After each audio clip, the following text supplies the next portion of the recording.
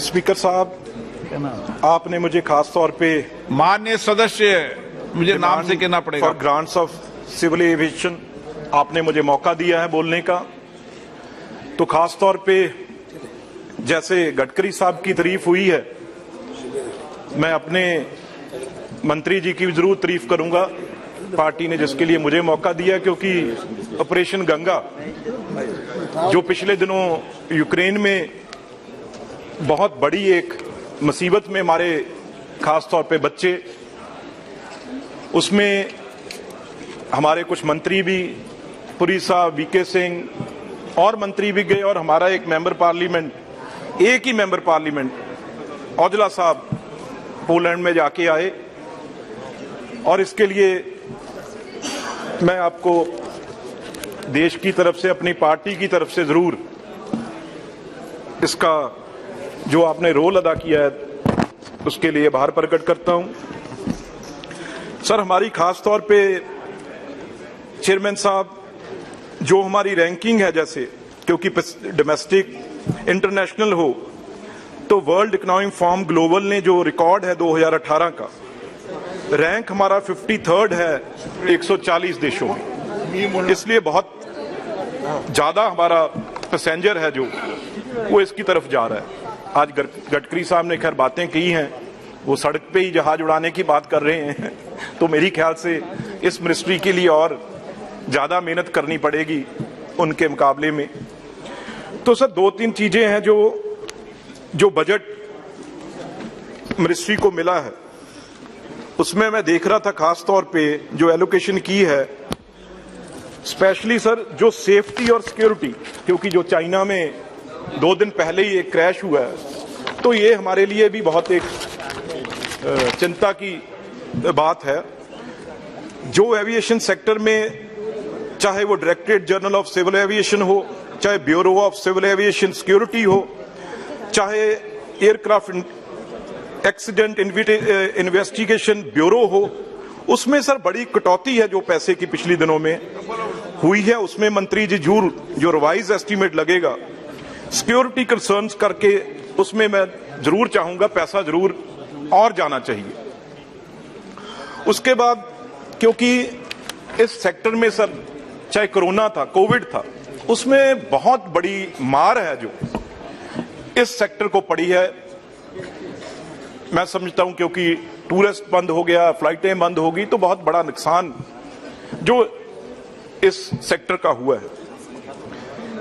मंत्री जी, अभी गडकरी जी ने उड़ान की बात की, ये तकरीबन अक्टूबर 2016 में ये शुरू की गई।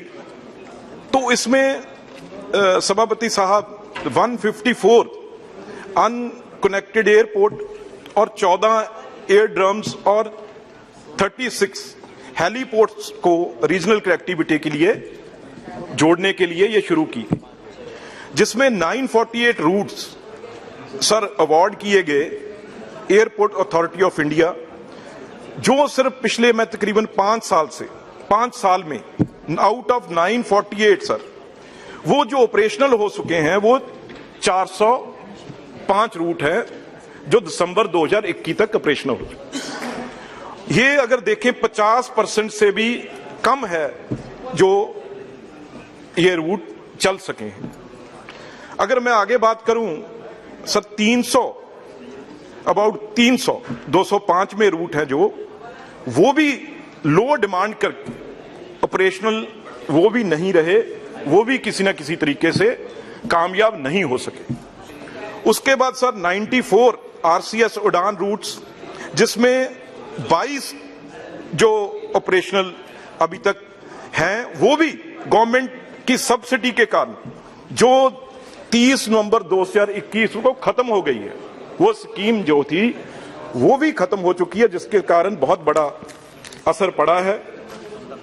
तकरीबन 4 में से 1 रूट जो है सर वो बच सका है विदाउट सब्सिडी गवर्नमेंट की, नहीं तो वो तकरीबन ये स्कीम है जो कामयाब नहीं हो सकी। इसी तरीके से अगर मैं बात करूं, जो स्टैंडिंग कमेटी ने रिकमेंडेशन की थी, मिनिस्ट्री ने सर 106 डायरेक्ट टूरिज्म रूट जो है वो बिडिंग के लिए भेजे थे, जिसमें फरवरी 2022 तक जो रिपोर्ट है उसमें से sir 46 routes received and only 31 have been operationalised. इसमें भी जो है मैं समझता हूं इंडस्ट्री में कोई ज्यादा इसमें रुझान नहीं दिखाया, तो ये वाला भी जो है उड़ान स्कीम है, इसमें भी बड़ी बुरी तरह नुकसान हुआ है। अगर ये स्कीम की ऑब्जेक्टिव क्या था सर, कि गरीब लोगों को, आम लोगों को, जरूरतमंद लोगों को सर इससे फायदा हो सके, लेकिन ना प्रॉपर फंडिंग हुई है। चाहे रेगुलेटरी से अप्रूवल की बात है, उसमें बहुत बड़ी डिले होती रही है मंत्री जी, चाहे वो अपग्रेडिंग इंफ्रास्ट्रक्चर था उसके लिए, चाहे रनवे उसमें बढ़ाने थे जहां पर ये जो उड़ान स्कीम के कारण जहाज जाने थे, ये चीजें नहीं हो सकी जिसके कारण नुकसान हुआ है। तो तकरीबन मैं हैरान हूं, जो एलोकेट किया गया है आरसीएस जो रीजनल कनेक्टिविटी स्कीम के लिए, falls short of amount projected 101 crore sir, ये कैसे इस स्कीम को आगे चला सकता था? ये तो बहुत कम पैसे हैं जिसके लिए ये मात्रा है, जो नंबर है बहुत वो कम है। तो इसके लिए चाहे पैसे बढ़ाने चाहिए, एलोकेशन और बढ़ानी चाहिए। ये 2-3 चीजें उड़ान स्कीम में मैं आपके सामने रखना चाह रहा था। अब सर आगे अगर मैं बात करूं, खास तौर पे सर पिछले दिनों जो पायलट्स, क्योंकि मेरे परिवार में सर कई मेरे कजन जहां फैमिली में पायलट्स हैं, सबसे सभापति साहब जो खतरनाक बात है मंत्री जी, जो double shift, night double shift की है इन्होंने। क्योंकि बेशक मैं डीजी सीए से तो हैरान हूं, मैं कहना नहीं चाहता इस, पर जितना मंत्री जी डीजी सीए, मैं समझता हूं ये एक बहुत बड़ा करप्शन का अड्डा, जितना इनका hand, they are totally hand in glove with जो एयरलाइंस के मालिक हैं।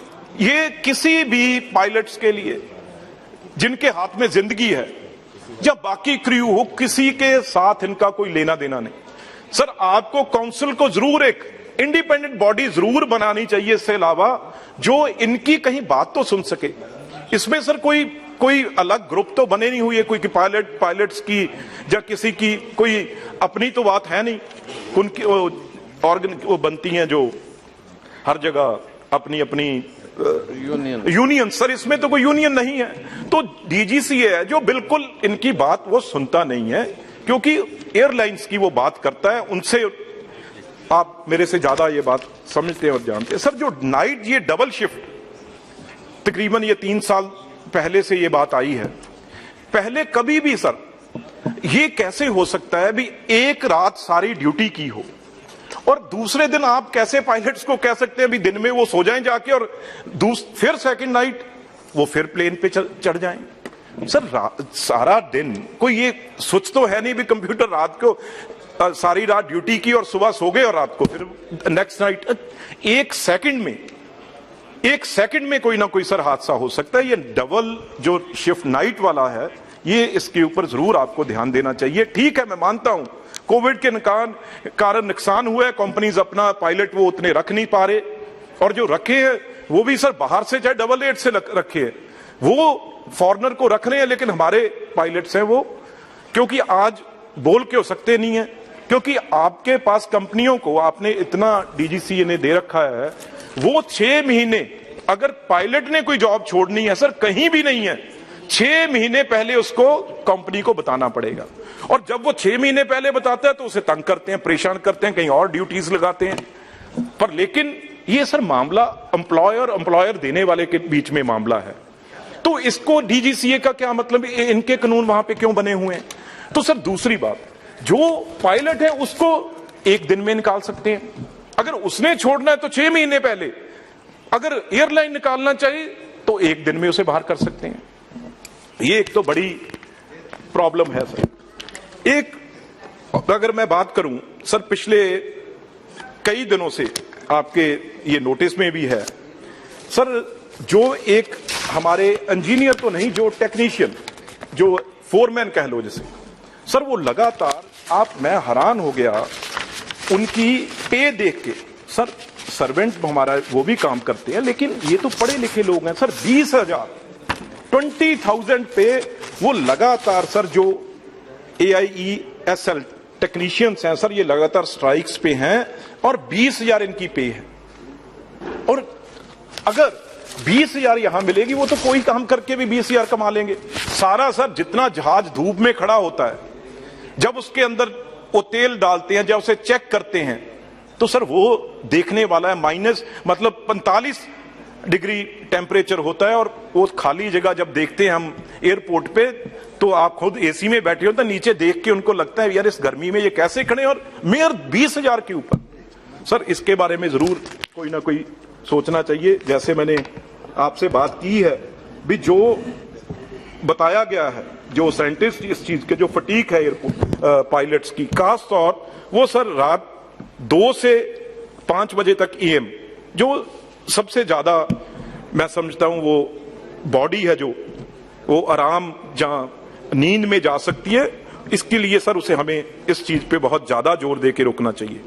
और सर एक में खास तौर पे एनवायरनमेंट पे हर जगह बात होती है, पहले मंत्री जी भी करके गए हैं। आपको पता है सर खास तौर पे क्योंकि 10-10 टन 11 टन इसमें ईंधन सर यूज होता है अगर दुबई तक जाते हैं, तो हमने कार्बन फुटप्रिंट की ये बात की थी, चाहे प्राइम मिनिस्टर कमिटमेंट ग्लासगो में करके आए हैं। इसके बारे में हम क्या करने जा रहे हैं, क्या हमारे देश ने, क्योंकि हमने वहां पे वादे बड़े बड़े किए थे, इसके आगे में आप जरूर बताएंगे कहां तक हम इसमें आगे बढ़े हैं। तो सर अगर मैं बात करूं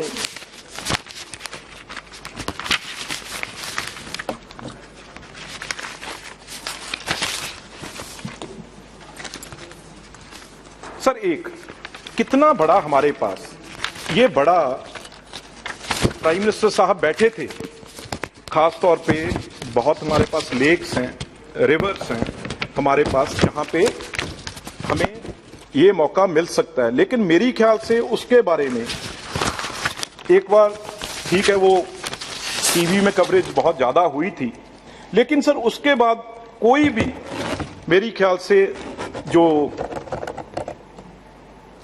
इसके बारे में सी प्लेन्स के बारे में वो फोटो ही रह गई, या उसके बारे में क्या आगे बढ़े हैं हम या नहीं बढ़े इसका, क्योंकि बहुत जगह हमारा देश तो बहुत बड़ा है जहां पे सी प्लेन्स उतर सकते हैं, जा सकते हैं।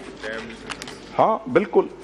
और एक जो मैं एक, क्योंकि जब भी कोई इंटरनेशनल टूरिस्ट आता है वहां पे सबसे पहले तो एयरपोर्ट ही देखता है वो, उसमें कैसा एयरपोर्ट है। और हमारे देश में तो हम टूरिज्म से भरा पड़ा है, वहां पे कोई सिंपल उनकी पेंटिंग्स हो, सीनरीज हो, जैसे हमारे, मैं आपको एक बात करता हूं, एक हमारे प्रेसिडेंट थे नवजोत सिंह सिद्धू जी, वो बैठे एक क्रिया कर रहे थे कोई, आपने भी वो वीडियो जरूर देखी होगी, तो लोगों ने उसे बना दिया भी ये पता नहीं क्या जादू कर रहे हैं।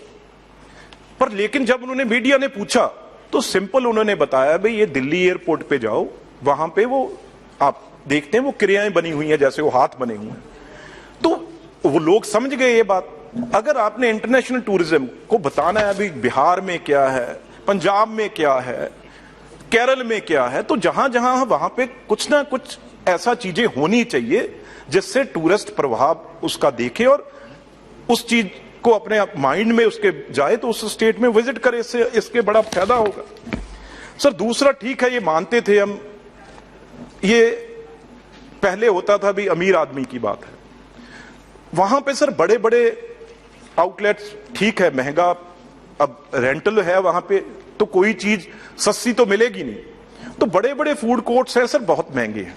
तो इसलिए सर किसी, मैं ये नहीं कह रहा हो नहीं रहा इसमें काम, लेकिन आप बहुत एफिशिएंट दोनों मंत्री हो, तो इसमें कैसे सस्ती चाय हो, कॉफी हो, छोटी छोटी चीजें जो किसी आम आदमी के लिए भी वो भी वहां उसका भी मन करता है, जब कोई मैकडॉनल्ड से वहां पे खा के निकलता है, जहां KFC से खा के निकलता है, तो उसके लिए भी कोई ना कोई प्रबंध जरूर। अब मैंने चंडीगढ़ एयरपोर्ट पे मैंने वहां पे बात की, वो कहते जी ये तो जिस कंपनी का है बड़े, उसने ही सारी जगह ली हुई है, हम तो कुछ कर नहीं सकते, वही जिसको देंगे, तो इसलिए आपको इसमें जरूर मेरे ख्याल से देखना चाहिए।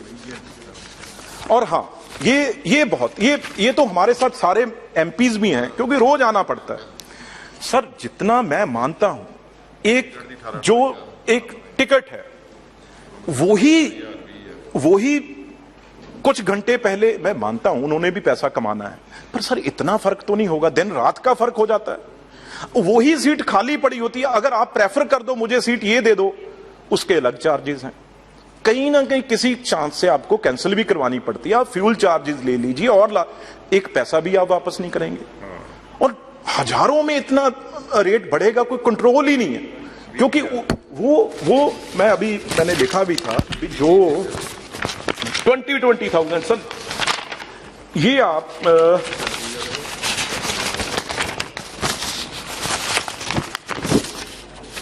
आप जो टैरिफ है सर, वो अंडर प्रोविजन ऑफ सब rule 1 of rule 135 aircraft rules 1937 का है। उसके नीचे इससे, क्योंकि वो अपनी मर्जी से तय करते हैं, हमारी इसमें जरूर गवर्नमेंट को ये रेगुलेट करना चाहिए, इसे फिक्स करना चाहिए किस तरीके से, क्योंकि सारी फ्रीडम उनके पास है, हम इसमें कोई दखल दे ही नहीं सकते।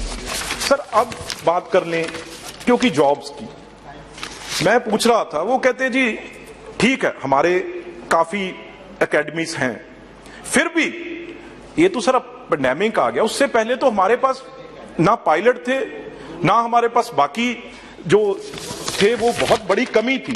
अगर एक बच्चा, अब हादसा मेडिकल सीटें नहीं ने, इसीलिए यूक्रेन में फंसे ना बच्चे सर, अगर पायलट ऐसे ही बाहर जाते हैं तो खुदा ना करे, भगवान ना करे ऐसी कोई स्थिति आ जाए, फिर हम ऐसे ही सर ज्यादा से ज्यादा 9 महीने में पायलट ट्रेनिंग करके आ जाता है, चाहे अमेरिका हो, चाहे कनाडा हो, चाहे कोई भी हो, वहां से करके आ जाता है।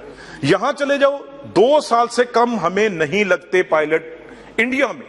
आप कहीं से किसी से बच्चे से पूछ लो, किसी पायलट से पूछ लो, और महंगा और डबल अपने, अगर वो देश में सीखता है पायलट बनने का कोर्स, वो डबल और टाइम भी डबल, वहां से वो सस्ता करके आता है और जल्दी करके आता है। तो इसका सर बहुत, और बाकी डीजीसीए उसके बाद जो पेपर लेता है वो तो भगवान ही जाने भी क्या क्या उसमें वो खेल करते हैं। तो सर अब इसमें एक नहीं है, आप कितनी ज्यादा हमारे पास देखो वैकेंसी, तकरीबन आप सर अभी कितना टाइम सर, तो फर्स्ट स्पीकर हूं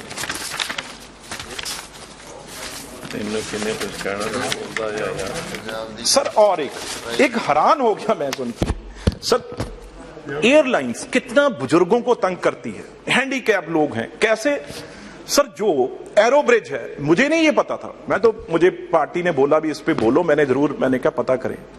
एरो ब्रिज, उसके लिए एयरलाइंस, क्योंकि वहां पैसा लगता है ज्यादा, उसके लिए पीछे बसों में उनको उतार देते हैं, और वहां से बुजुर्ग हैंडीकैप किस तरीके से पहले बस में चढ़ते हैं, फिर बस से उतरते हैं, फिर सिर्फ चार्जेस बचाने के लिए, सिर्फ एयरलाइंस अपना पैसा बचाने के लिए ये एरो ब्रिज हैं जो आपके यूज नहीं करती, क्योंकि उनको वहां पैसा देना पड़ता है। इसके बारे में मंत्री जी जरूर।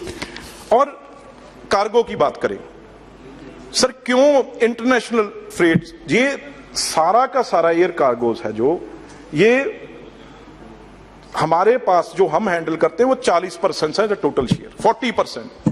तो अगर बात करें cargo facilities in north eastern region, वहां तो नागालैंड, अरुणाचल प्रदेश, असम, वहां तो उससे भी जो बड़ा बुरा हाल है सर। इससे हमें जरूर foreign exchange of the country sir, कितना ज्यादा पैसा है जो वो खराब हो रहा है, तो इसमें जरूर ग्रोथ है जो, और एम्प्लॉयमेंट जनरेट होगी। और सर मेंटेनेंस की बात करें, 85% जो कंट्री सर जो एयरवेज मेंटेनेंस है, रिपेयर्स है, ओवरऑल है, एमआरओ जिसे बोलते हैं, वो ज्यादा सर सिंगापुर, यूएसए, मलेशिया और यूरोपियन यूनियन से आता है। आप हैरान होंगे सर, जितना आपका बजट है 10,000 करोड़ 600 से ज्यादा, थोड़ा उससे ज्यादा सर 13,000 करोड़ से ज्यादा हमारा जो वहां से ये स्पेयर्स आते हैं, 13,000 करोड़ से ऊपर इन देशों में। क्यों ना हम सर अपनी इंडस्ट्री क्यों ना बना सकें जहां हमारा फायदा भी हो, और ये हमारे बजट से ज्यादा है। अब फ्यूल प्राइस है सर, उसका इशू बड़ा है, बेशक स्टेट्स पार्टी इशू भी अलग है, लेकिन जीएसटी के अंदर जो डिमांड है उनकी, ठीक है, स्टेट्स अब चंडीगढ़ उतरेगा अलग है, बॉम्बे जाएगा अलग है, इसको सर जरूर देखना चाहिए। अगर इससे टिकट सस्ती होती है तो क्यों नहीं हम इसके ये तो छोटी चीज है जो आपके ध्यान है, इसे देखना चाहिए।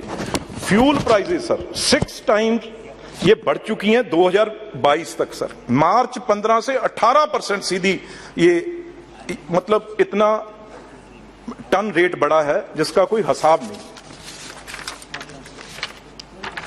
और सर खास तौर पे मैं देख रहा था भी जो टोटल घाटा है डेथ में 50,000 करोड़ में ये हमारी इंडियन एयरलाइन इंडस्ट्री जाएगी।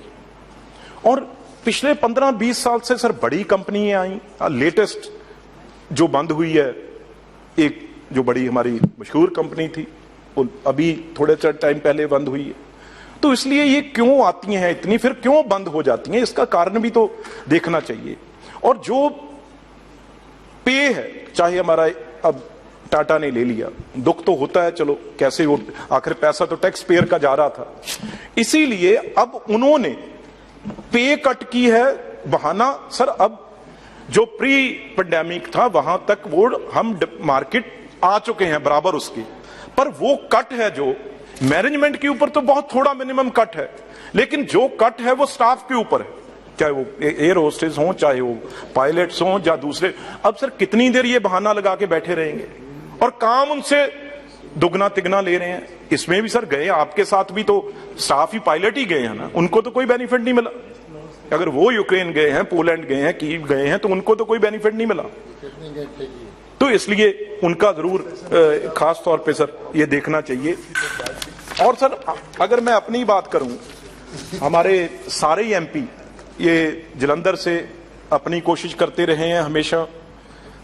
अमृतसर तो हमारा सबसे बड़ा बेस है, इधर मैं और हलवारा एयरपोर्ट, सर उसकी बात करेंगे भी करतार सिंह सराभा जी के नाम पे करना जी, एक लोगों की एक भावना होती है। और चंडीगढ़ इंटरनेशनल एयरपोर्ट तो हम बहुत टाइम से इस चीज पे लगे ही हुए हैं, अभी वो शहीद आजम सर भगत सिंह जी के नाम पे ऊपर हो, तो इसके बारे में शायद प्राइम मिनिस्टर सोच भी रहे थे करने के लिए। जब वो गए बाई चांस बदकिस्मती वो कैंसिल हो गई जो रैली थी, तो इसलिए ये चीजें हैं। और औजला साहब हमेशा लगे रहते हैं फ्लाइट।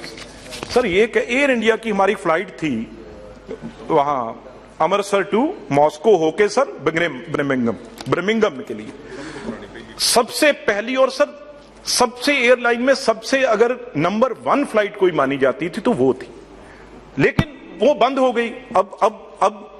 अब स्थितियां अलग हैं, लेकिन वहां पे दोबारा ये शुरू करनी चाहिए, रेगुलर करनी चाहिए, जिसके लिए बहुत बड़ा फायदा एयरलाइंस को भी होगा और लोगों को। तो अब पंजाबी तो सारी दुनिया में बसा हुआ है सर, इसका जरूर आपको जरूर ये अपनी अलग बात भी रखेंगे इसके ऊपर। तो ये छोटी छोटी सर 2-4 मेरी बातें थी जी, लेकिन जो एक दो बातें सर और करके मैं बैठूंगा। जी सर, एक तो स्पेयर पार्ट्स की बहुत, एक रीजनल कनेक्टिविटी जितनी मर्जी हमने कोशिश की है, लेकिन उसके बारे में अभी भी बहुत कमी है, उसे और बढ़ाना चाहिए किसी भी तरीके से।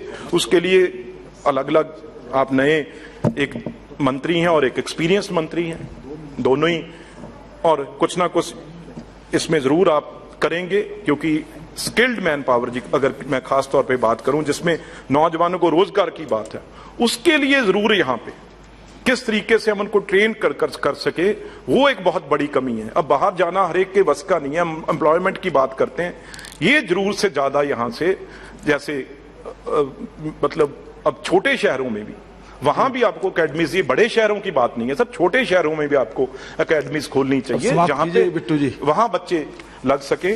सर बाकी मैं पोल्यूशन की आपसे बात की है, और लुधियाना तो हमारा एयरपोर्ट बंद ही हो गया क्योंकि हलवारा बन रहा है, वो जल्दी से जल्दी, सर ये पिछले साल का वादा था, वो जल्दी से जल्दी हलवारा एयरपोर्ट हमारा कंप्लीट करके आप सर उसे उद्घाटन करने आए। बहुत ही वहां पे पैसेंजर भी मिलेगा, और वो जगह भी एक सेंट्रल पंजाब की जगह है, लुधियाना सबसे बड़ा डिस्ट्रिक्ट है पंजाब का, उसका जरूर आप, क्योंकि हमने तो जितनी जमीन देनी थी हमने दे दी, तो आपकी तरफ से जो है वो भी पैसा जो पंजाब गवर्नमेंट ने में देना था वो भी दे दिया उसको। कह दे मेरी कंस्टिट्यूएंसी मैं तो डॉक्टर अमर सिंह जी वो तो कह ही रहा हूं भी दोनों की, लुधियाना डिस्ट्रिक्ट हमारा दोनों का है, आप तो उस विधानसभा से चुने आते हैं, तो इसलिए ये 2-4 चीजें थी जो आपके लिए। तो सर देखो ना, फ्लाइट कैबिन क्रू है, ग्राउंड कार्गो हैंडलिंग स्टाफ है, एडमिनिस्ट्रेटिव स्टाफ है, सेल्स स्टाफ है, सर इन स्टाफ्स के लिए इनको ट्रेनिंग कहां मिलेगी? इसके बारे में ज्यादा से ज्यादा सोचिए। बड़ी बातें तो गडकरी साहब बहुत कर गए, हम एयरपोर्ट ही वहां सर, और एक सर स्टडी होनी चाहिए ग्रीन एयरफील्ड और ब्राउन एयरफील्ड, इसके बारे में आप जरूर इसकी आप रिपोर्ट रखें भी दोनों में सरकार किधर ज्यादा बढ़ रही है, ग्रीन फील्ड एयरपोर्ट्स और ब्राउन फील्ड एयरपोर्ट्स के ऊपर बारे में, इसके बारे में आपकी राय है? ठीक है, थैंक यू। और सड़कों के अलावा हमने, प्राइम मिनिस्टर साहब ने तो जहाज नए ले लिए हैं, बड़े जहाज खरीदी लिए हैं, काफी अच्छे भी लगे हमें भी। मंत्री जी कभी ना कभी वो दिखा देना, उसमें हम भी कभी सारे मेरे ख्याल से जाके उसे देख लें। हमारा दोस्त था। ओके, प्रधानमंत्री के जहाज में बोल रहा हूं जो नए खड़े हैं, क्योंकि पैंडेमिक आ गया उसके बाद वो उड़ ही नहीं सके। बिट्टू जी, तो now इसलिए सभापति साहब मैं समझता हूं, कामना करता हूं, ये मंत्री जी ने बहुत जो अच्छा काम इन्होंने किया है Thank you. ऑपरेशन गंगा में, आगे भी ये हमारी एयरलाइंस को और पायलट्स खास तौर पे उनके लिए कुछ कर पाए, ये अपने वक्तव्य में जरूर अच्छी तरह ये बताएंगे। Thank you sir.